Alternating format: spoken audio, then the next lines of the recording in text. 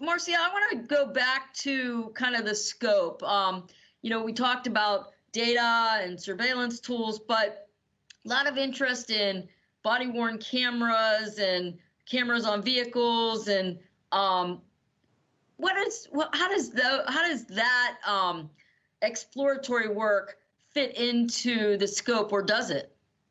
Yeah, we do have technology, and particularly body-worn cameras and in-car cameras is what was included in this initial look at policies.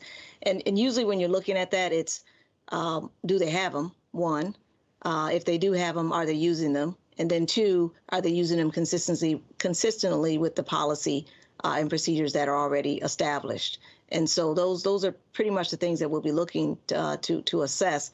And then, if they are not using them, are there audit mechanisms in place to assess whether or not officers are using them at particular calls for service?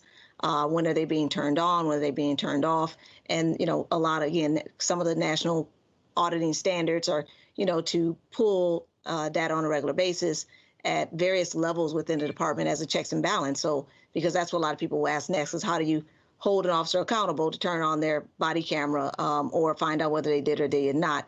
And sometimes it's obviously someone complains and then they complain on a particular officer in a particular incident and they go to look for that camera data and it's not there. So that's one way you find out that the camera was not on. But then you have to say, well, why wasn't it on? Was it something that was excluded in the policy as an exception?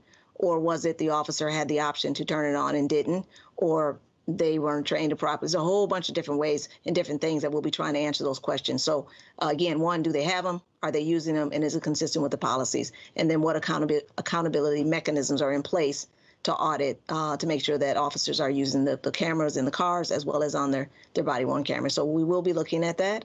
And again, I can't predispose what Arlington's doing now, but those are some of the baseline things that we'll be assessing when we look at technology.